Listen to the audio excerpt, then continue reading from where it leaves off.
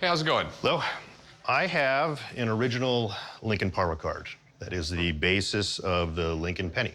That's pretty amazing, the ones that he signed. I've only heard stories of these existing. This is the Brady's one. Matthew Brady. He did the image for the $5 bill and the cent, and this is the basis of the Lincoln penny. By the way, he's not on the penny, he's on the cent. We don't have pennies. Pennies are in England. We have cents. Huh. That makes sense. Cents, yeah. I'm at the pawn shop today to sell my Lincoln Parlor card. So I'm a collector of Lincoln memorabilia, and I saw this card at an estate sale about 15 years ago, and I don't think they knew what they were selling. If I sell the card, I'm going to reinvest in my Lincoln collection. Okay, I mean, yeah, I'm just a little shocked at seeing it.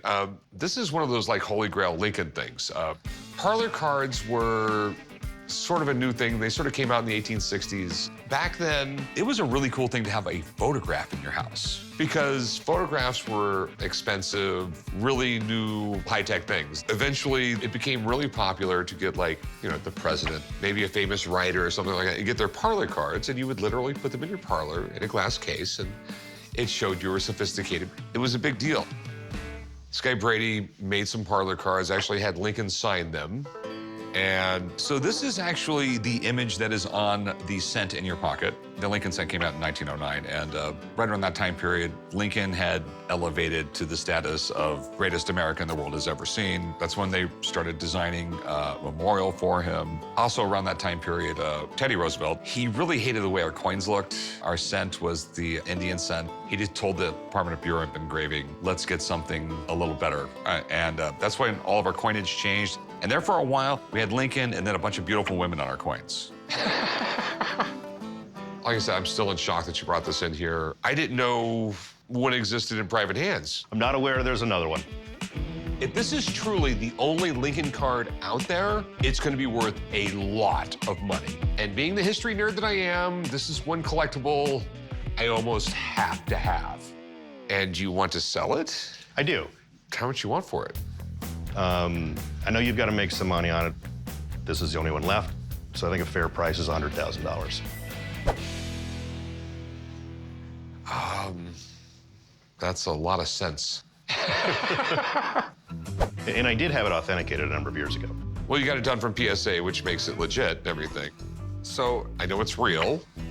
The thing is, I've never seen one. I know they're uber rare. Let me get someone in here who'll have a better idea what its value. Right. Okay? I'll be right back. Okay. I'm just in shock. So here is, like, the Holy Grail. Wow, that's really an astounding piece. So did he sign a bunch of these, or? I mean, did he have just, like, a stack in his desk and say, here you go, or, like? No, photography was not an easy process. It's not like today where you can just run off photographs and any senator or president can sign them easily. Mid-19th century photographs are generally pretty uncommon. I'm not sure I know of any of his predecessor, James Buchanan. There were a couple engravings of John Quincy Adams that he signed. They're pretty rare. They're only a handful in existence. I mean, really, if you're collecting presidential signed photographs, this is the top of the pyramid. I've never actually seen one before. They are out there. They are rare, though, and they're often heavily forged, shall we say. So this Lincoln Parlor card could be special for two reasons. One, it was taken by Matthew Brady, who was the most famous American photographer of the time. And two, it was later used to create the image of Lincoln on the penny. So I brought in some examples of authentic Lincoln signatures here. So one thing I look for authenticity is the angle of the O. He usually makes it not as a perfect circle, but as an oval, and he usually slants it about 45 degrees upwards. So if you look here, there's a 45-degree angle. And then if we come over here, you can see it's not a perfect circle. It's sort of an oval, and you can sort of see the lower point and top point make that 45-degree angle. So, Rick, I do believe it is genuinely signed by our 16th president himself. Okay. So the big question, what's it worth? In a high-end retail gallery setting, you could probably put a price of $150,000. It's worth even more than I thought it was. Okay, thanks. Sure. Good luck with it. Thank you. If you're a collector of presidential items, having a signed photograph of Abraham Lincoln really is the ultimate. It's a great piece of Americana. It's the top of the collecting pyramid. Okay, so, I mean, like, what's your best price on it?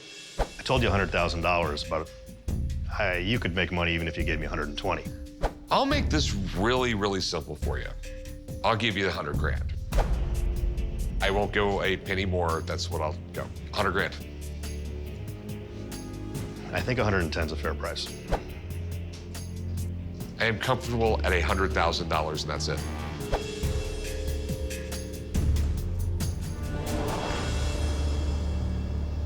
We got a deal. Sweet. Go right over there. We'll do some paperwork, and I'll get you paid. Great. And then you can pay the IRS. We look similar, don't we? Yeah. I could be president. What do we have here? I have a couple of Civil War era sabers that I'd like to sell. Okay. Where'd you get them? Well, they were hanging on the wall in the house that my mom and dad bought back in the 70s, What's the town you're from? Beloit, Wisconsin. All right, so you probably didn't see very many battles there. Right, I don't think so. I'm here today to sell my Civil War swords. These hung on the wall in my mom's basement for 40 plus years. They don't have any emotional attachment to me or my family, so we thought somebody else might enjoy them. I'm hoping to get $1,400 for both of them. This is definitely cool. These are the 1840 artillery swords, and they're assuming Ames. Yeah, these are both Ames swords. Ames is like one of the oldest companies in the United States. 1770s, they were pre-revolution. They used to make everything from knives and forks to cannons. They made cannonballs. Right around 1830-ish, they got their first military contract. And this particular sword, I think, is like the first sword ever designed for the U.S. Army. Before that, it was really, really hodgepodge. There was no standard sword. So they're dated 1865. Towards the end of the wars, they probably didn't get a lot of use. They're not in bad shape. They're not in great shape. On 1 to 10, they're like a 5, maybe. This one's a little worse because we actually have brass wire missing. Oh, yeah. And you poke yourself when you try and grab it. This is one of those things where they didn't see a lot of service in the war, but they just weren't taken care of afterwards. Never put oil on them or anything like that. That's why we have the wood cracking, we have the rust. But any Civil War sword is collectible. If they're in terrible shape, people will still buy them. They won't pay a lot of money for them, but they'll still buy them. So how much you want for these? I was thinking $1,400 for the pair. Just so you know, these are like the bread and butter of my like antiques and stuff like that. You know, stuff like this, so I know a lot about them. Okay. These right here, I will retail for $700 a piece. That's what I'll get out of them. Okay. And that's what they're worth, is around $700 a piece. I'll give you $650 for the pair. Could you do maybe 8? I'll make it really, really easy. I'll give you $700. I won't go a penny more. Okay. All right, deal, man. I'll meet you right over there. We'll do some paperwork. Okay, thank you. They're my bread and butter, but you can't spread butter on bread with them. Okay. The champ, Jon Voight. You a fighter? No. I'm more of a lover myself, so. Yeah. What I'm bringing into the shop today is a speed bag, and it's been signed by Jon Voight. I have many, many items signed by many celebrities. Jon Voight signed a number of them. Since I'm a fan of the movie The Champ, and with Jon Voight, Ricky Schroder, I decided to buy a speed bag and have Jon Voight sign that. I think I'm gonna go for $400. This is pretty cool, man. Where'd you get this? The bag itself, I bought it online. So you bought it online with the intention of getting Jon Voight to sign it? Yeah, pretty much. Okay. Yeah. You run around and try and get autographs? Yeah, that's kind of what I do now. So you just wait for him out in front of a hotel or something?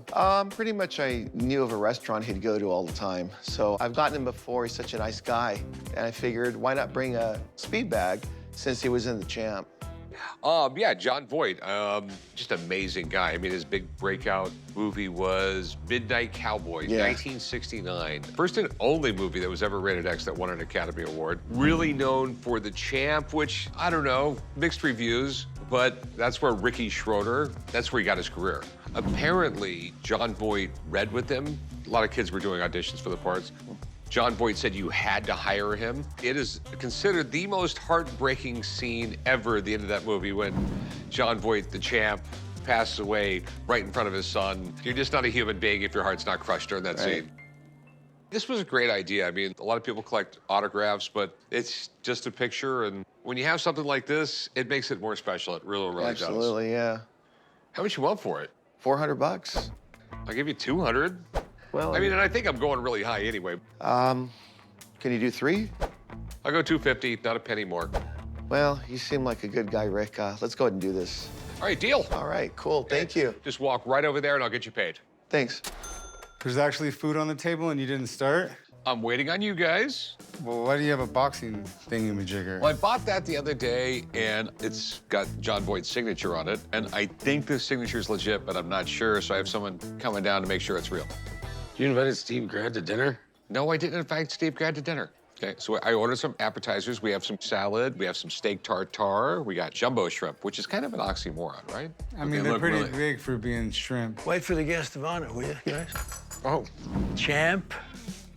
How are you, man? how's it going? Good to see you, Rick. Chumley. John, how are you? I'm magnificent. I feel like we're on a first name Good to basis. see you, Corey. Okay. Oh, it looks good. How do you guys know each other? Oh, we've done a film together. You were in a movie, Rick? You know, we're co-stars in the movie Reagan coming up. It stars John, Dennis Quaid, and me. Dennis Quaid plays Reagan. I'm in it. John's in it. What role did you play, John? I play a former spy. And what role did you play, Rick? I played a Secret Service agent. Don't you have to be in good shape for that? Wow, you guys are tough on him. I'm Yeah, telling this you. is my He life. needs it. I didn't know it would be this kind of an atmosphere, you know what I mean? Attacking you, Rick. I can't believe it. See? And you were supposed to be a Secret Service agent? Yes. How much screen time do you think he's gonna be in? I have to be honest, and I have to give you the bad news. I saw the picture recently, and your scene isn't in it now. But I have a little bit of pull still.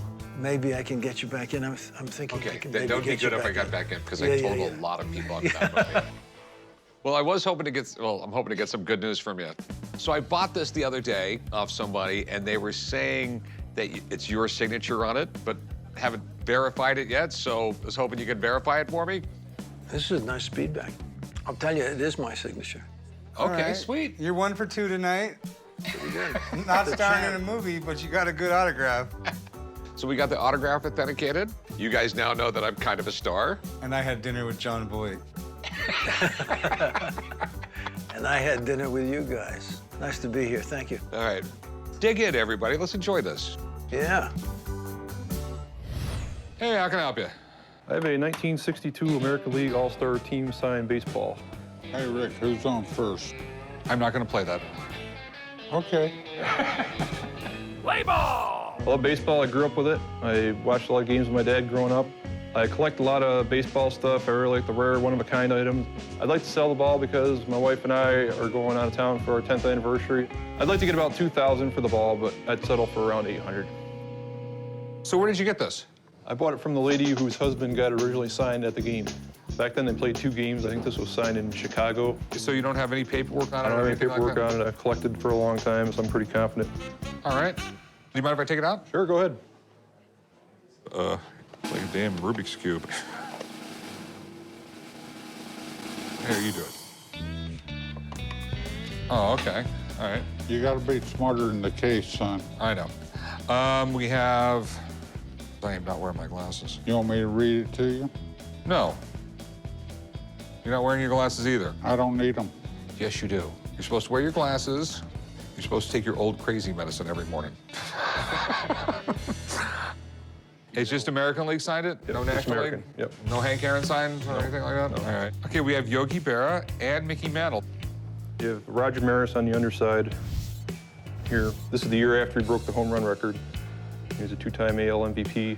This is the entire roster? All 30, yeah. That's really cool because being an all-star team, they're only together Right. 1 day a year. That's a really rare, weird thing. So what do you want to do with it? I'd like to sell it. How much you want for it? I know the Maris single sign balls go for about $2,000, so I figure right around there would be a good price range to start at. The problem is, it's so hard to price things when there's only one of them. Do you mind if I have someone come in and take a look at it? No, I'd be glad to have it checked out. Thanks. I'm a little worried about the expert. If this ball turns out to be fake, I'm going to be upset I got taken by a little old lady in Kansas. Looks like you found a baseball. 1962 All-Star Game, American League. Very nice, man. The All-Star Game gives fans a great chance to see the best of the AL face off against the best of the National League. Here, specifically in 1962, these were some amazing games. Over the years, the All-Star Games changed tremendously. Back in '62, they actually had 2 different games a month apart from one another. These days, we have the Home Run Derby attached to it, and also the winner of the All-Star Game decides home field advantage for the World Series. Well, do your magic. All right, man, let's see who we have on this ball. On the bottom, Hall of Famer, Tigers great Al Kaline. Right above him, another Tiger slugger, Rocky Colavito. And then we go over here to the sweet spot. We have Yogi Berra, Mickey Mantle. And on the reverse side, it's a little tough to make out, but we have Roger Maris. If this baseball has all real autographs, man, you're talking a couple $1,000 here. Wow. But the one big concern with balls from this era are clubhouse signatures. Clubhouse signature is basically your nice term for forgery? Yes, yes and no. By definition, a forgery is it's an attempt to actually fool somebody. With clubhouse signatures, when you have a multi-signed item, they're not meant to fool somebody. They're just not the actual person who signed it. Okay. Are the clubhouse signatures, or are they legit?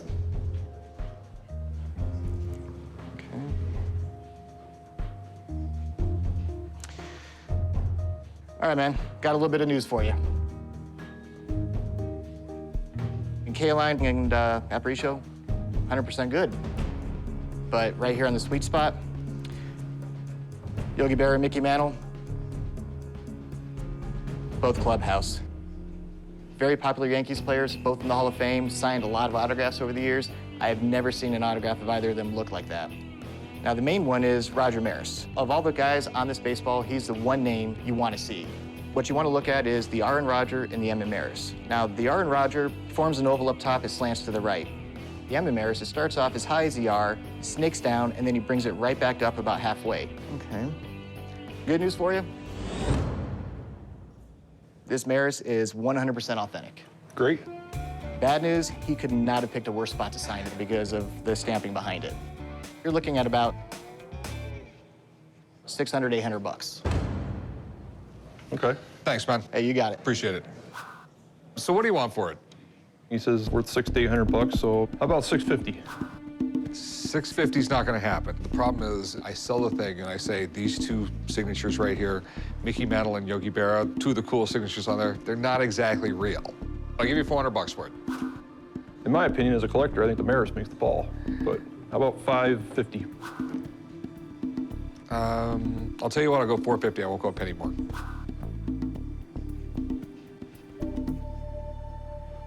All right, what the heck? $450's fine. All right, we'll do some paperwork. Thanks. It may have some clubhouse signatures on it, but $450 for a baseball signed by some of the biggest legends of the game, this is a pretty good score. Hey, how's it going? I have here a monolith face of Half Dome, print 1 of 24 on gelatin silver from the Ansel Adams Gallery in Yosemite Valley, out of the vault, signed. Okay, so you have a picture done by Ansel Adams? Yes. Okay. Yes, and signed. My aunt had purchased this piece in 2006. The photograph is the monolith face of Half Dome. It's the most popular piece that he actually did. It's a very valuable photograph. He was the very first photographer that was considered an artist. Oh, yeah. Because he did stuff like that.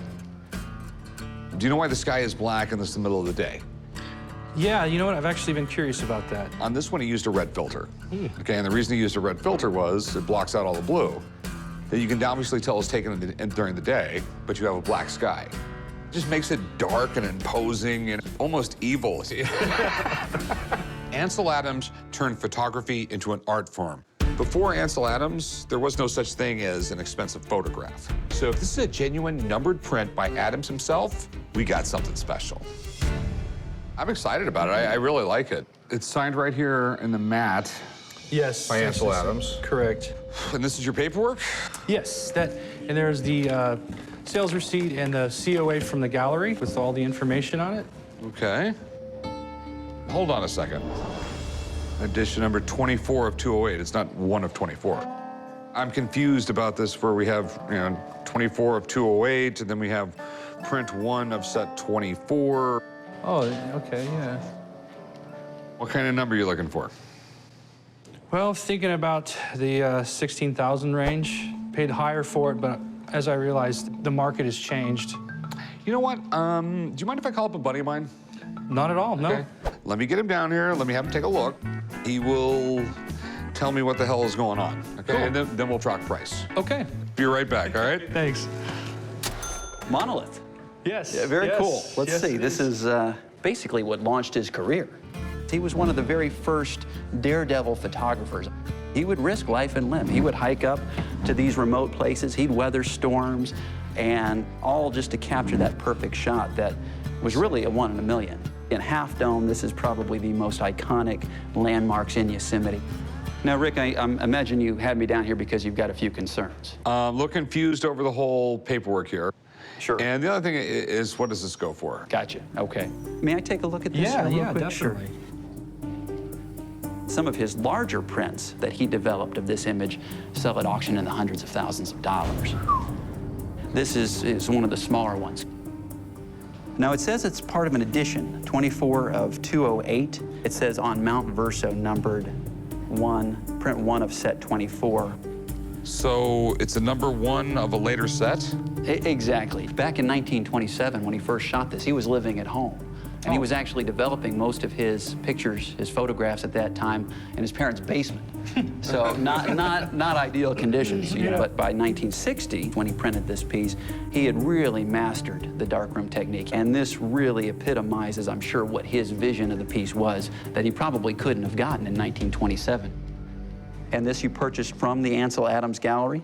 Yeah, it came right out of the vault. Okay. Yeah, this is the family. This is, you know, part of the estate. So this is a real legitimate source for Mr. Adams' works. So yeah, this looks good. Okay. So what's it worth? Well, it looks like it's in great condition. The signature is clear, it's legible. At auction, you'd expect somewhere in the $15,000 to $20,000 range. Okay. All right, I know it's worth money now. Happy to help, Rick. Okay. My pleasure. All right, thanks for coming in, man. Nice to meet you. You too, you too. All right, Good day. The photograph is really impressive because it's got the very clear contrast, a lot of detail. I don't think he'll have much of a problem selling the piece if he's able to make a good deal on it. All right, so I mean, what's your best price on it? 16 for it.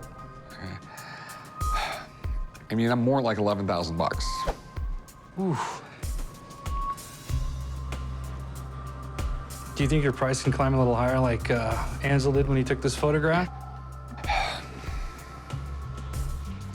I will give you 12,000. I can't give you any more. I mean, that is my, if you want my absolute, no negotiating, that's what it is price, that's my price. Can't do 13? No, what did I just tell you? No, I mean, literally, if you want 12,000, I'll give you 12,000. I'm not gonna go a penny more.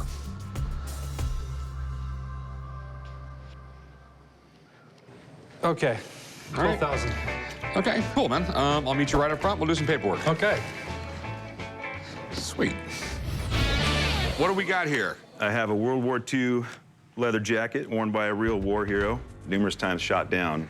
Fighter pilots, they did not really have a long life expectancy. His plane took 198 bullets, 6 cannon shots. Yeah, It's like a miracle to survive. I came down to the pawn shop today to try to sell my World War II fighter jacket. I got the jacket from an old roommate. I have a lot of bills to pay. I'm hoping to get 10,000 bucks. I'd probably take as low as 4,000. So what do you know about the pilot who wore this? It was worn by Henry S. Heidekoper. When I researched it online, found out who the guy was, I said, wow, this guy was a hero. He was captain of the Hellhawks. Seriously? The Hellhawks were famous for stopping the Nazis at Normandy. Yeah. They helped soften up the beaches. These guys had to fly low. This was the plane that went over and took out tanks. Right. It really wasn't that fast, but they put a bomber engine in a fighter plane and then put 8 50 caliber machine guns in it. And these guys would come across with their 8 machine guns going and just tear the ground up. Right. The Hellhawks were famous for basically being a bunch of badasses. They were at D-Day, the Battle of the Bulge, and they spearheaded the invasion of Germany. All right, so what do you want to do with it? I'd like to sell it. I feel it's worth 10,000 bucks. This is a genuine military jacket. I can see that. That's easy to tell. On the back collar, actually, is U.S. Navy. I'm pretty sure the Hellhawks were U.S. Army Air Corps. This could very easily be an Army unit, and they just acquired some Navy jackets. It's just a little weird to me. I know a guy who will know everything about this jacket. Let me have him look at this thing. Sure. And he will tell me everything about it. Sounds great. If this genuinely belonged to a Hellhawks pilot, it could be worth a lot of money. But I'm almost certain it should be from the U.S. Army, not the U.S. Navy. So I have to get this cleared up. So what are your concerns with the jacket? Okay, he believes the jacket's from World War II, but as far as I know, the Hellhawks were Army Air Corps, not the Navy. There was a group called the Hellhawks that fought at Normandy. You know, they were very active in the invasion and D-Day and all of that. These guys were very successful fighters. The Hellhawks were quite involved taking out any of the German planes that got up into the air, trying to take out any of the German guns that they could, a significant part of the D-Day invasion. Yeah. It's got the shearling collar on it. This type of weaving here is World War II with the two different types of weaving here. The patch is a World War II style of patch. Jacket itself, in terms of being World War II, everything's correct on that. In terms of Heide Cooper himself, he was in the Hellhawks. I did find him listed in the Hellhawks as a member of the unit. The problem is, he was not the member of the Hellhawks that fought at Normandy. The Hellhawks is just the nickname for a group. Really? Yeah, it isn't the official name. So you also had a Marine Corps group that was VMF 213 that were the Hellhawks, also in World War II. And Heide Cooper is somebody that was in VMF 213. And they were a naval air group. But it is a very nice World War II fighter jacket. Less common than the Army fighter jackets. Thanks a lot, man. You're the best. Not a problem. Hey, Hope this Mark, helps. appreciate the info. The squadrons get known by the nicknames, but that's not their official name. So you get some confusion when you get an overlap of the same name and two different units. Now, you will not get $10,000 for it. But we do have a World War II fighter jacket that I'd be willing to pay you like $1,500 for. Yeah, I agree with you now that I know more. 10 grand is high, but it's got so much history. I'd take 4,000 bucks for it. It's very interesting. The price doesn't go as much as they were a few years ago. I'll give you 2,000 cash right now. 2,500? No. No. I'd go 2,000, not a penny more.